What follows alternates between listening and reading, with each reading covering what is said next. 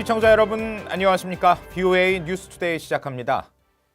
북한과 관련해 필요하다면 무력을 사용할 수 있다고 한 트럼프 대통령의 발언 배경에 관심이 모아지고 있습니다. 연말 시한과 함께 추가 도발을 시사하는 북한에 경고장을 보낸 것이다. 또 진전 없는 비핵화 협상에 실망감을 표출했다는 해석 등이 나왔습니다. 첫 소식 안소영 기자가 전해드립니다.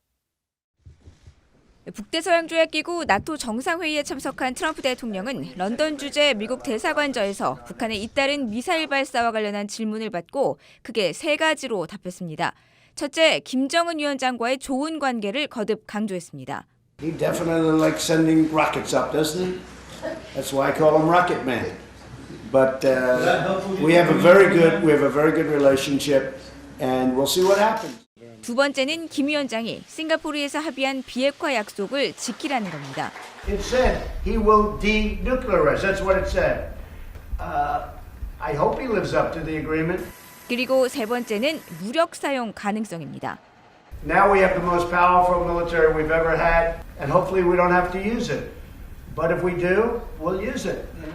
트럼프 대통령의 이런 발언들은 김 위원장 스스로 정한 연말 시한을 앞두고 이어지는 북한의 미사일 도발과 경고 담화 등에 따른 군사적 준비 태세를 강조했다는 분석이 나옵니다. Which means that we should begin to prepare our contingencies and calibrate to some sort of step up in North Korean activity in the new year, perhaps on or around Kim Jong-un's January 8th birthday. 또 북한과의 정상회담 등 미국의 노력에도 불구하고 진전 없는 협상과 북한 태도에 대한 실망감 표출이라는 분석도 나옵니다. What the president is saying is he's invested heavily in the relationship with North Korea, so he's saying, let's move on this. Let's sit down and let's, lead negotiators discuss the issues. 트럼프 대통령의 발언은 한마디로 일종의 경고장이라는 분석도 나왔습니다. Trying to say, look, I'm building this good relationship with this guy, but if we have to use our military, I'm always ready to do that. 전문가들은 북한이 제시한 연말 시한 이후 협상을 위한 평화적 분위기 조성도 중요하지만 미북 간 긴장 고조라는 현실적 대안 마련이 필요하다고 강조했습니다. BOA 뉴스 안소영입니다. 이런 가운데 미국은 최근 일주일 사이 이 한반도 상공의 특수 정찰기를 모두 8차례 전개했습니다. 미사일 시험 발사를 잇따라 감행한 북한의 군사 움직임을 감시하고 있다는 분석입니다. 이어서 오택성 기자가 보도합니다. 민간 항공 추적 사이트 에어크래프트 스폿은 3일 트위터를 통해 미 해군의 P-3C 초계기가 한반도 22,000피트 상공에서 작전을 수행했다고 밝혔습니다. 에어크래프트 스폿은 2일에도 미 공군 특수정찰기 RC-135U와 EHC가 같은 날 출격해 한반도 상공을 비행했다고 밝혔습니다. 지난 1일에도 미 공군 정찰기 RC-135W가 한반도 상공을 비행하면서 이달 들어 3일 연속 미군 정찰기가 한반도에 전개된 겁니다. 지난 일주일 동안 8차례 실시된 작전 때마다 미국 공군과 해군의 7개 기종 특수정찰기가 종류대로 투입된 것으로 에어크래프트 스폿은 파악했습니다. 특히 EHC 조인트 스타트는 지상 목표물 감시가 주목적으로 이동식 발사대 등 지상 600여 개의 표적을 동시에 추적, 감시할 수 있는 것으로 알려졌습니다.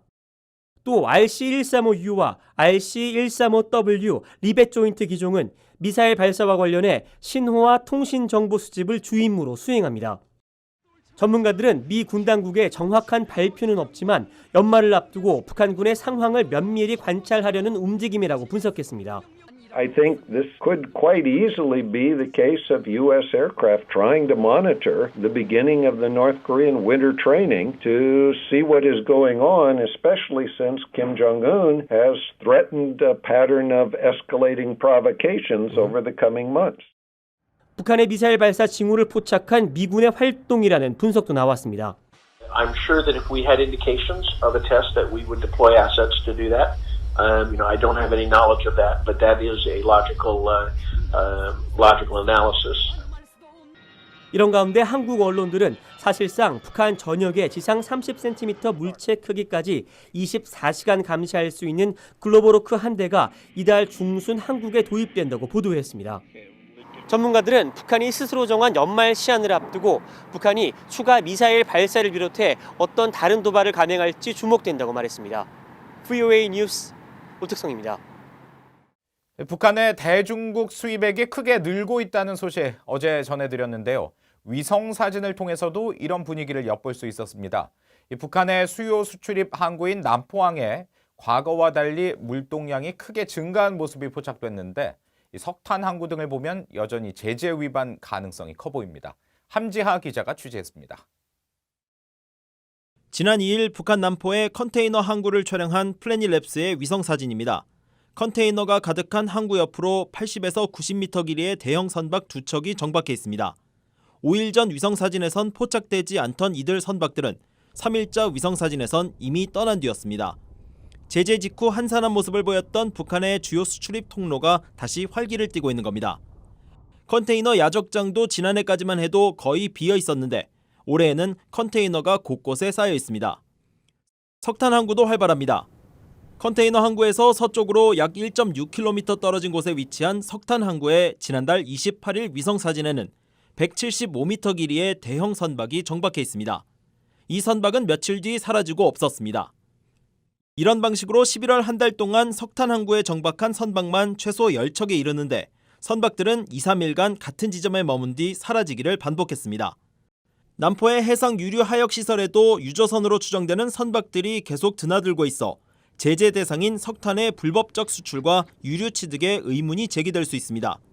국제사회 제재 속에 최근 북한은 수입을 크게 늘리면서 사상 최대의 무역 적자를 기록하고 있어 북한이 부족한 외화를 어디에서 조달하는지 전문가들은 의문을 제기하고 있습니다.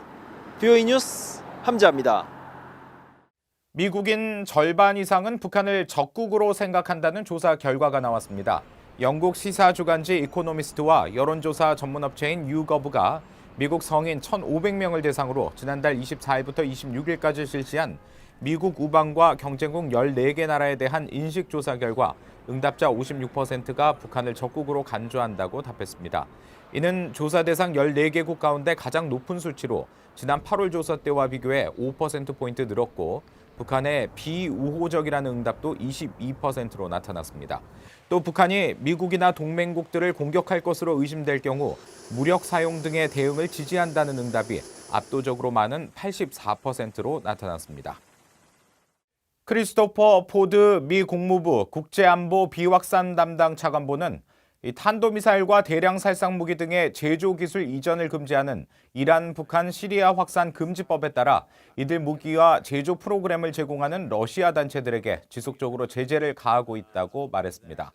포드 차관보는 3일 상원 외교위에서 열린 미국의 러시아 정책의 미래 청문회에 제출한 서면 답변을 통해 현재 미국이 러시아에 취하고 있는 조치들을 설명하면서 이같이 밝혔습니다.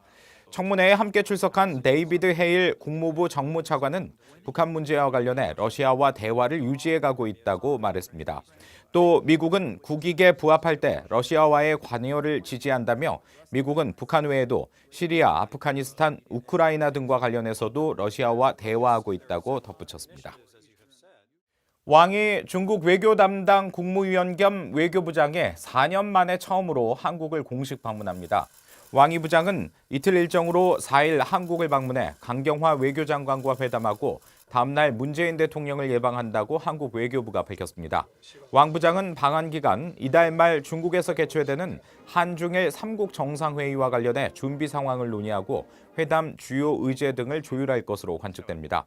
중국 외교수장의 한국 방문은 지난 2016년 한국 정부의 고고도 미사일 방어 체계 사드 배치를 둘러싸고 한중 갈등이 불거진 이후 처음입니다. 북한의 올해 인도주의 위기 수준이 전 세계에서 5번째로 심각하다고 스위스 제네바에 있는 비정부 기구 ACAPS가 밝혔습니다. 이 단체는 2일 발표한 연례 보고서에서 도움을 필요로 하는 주민의 비율과 인도적 지원을 위한 북한의 인도주의적 위기 수준을 5점 만점에 4.1점으로 평가했습니다. 그러면서 북한은 국민 2,550만 명 모두 인도주의 위기의 영향을 받고 있고 43%인 1,090만 명이 외부 지원을 필요로 하고 있지만 인도적 지원을 위한 접근이 매우 어려운 나라라고 설명했습니다. 올해 인도주의 위기가 가장 심각한 나라는 시리아가 꼽혔고 이어 예멘과 아프가니스탄, 콩고 민주공화국 그리고 북한과 수단이 뒤를 이었습니다. 이상으로 VOA 뉴스투데이 마칩니다. 함께해 주신 여러분 고맙습니다.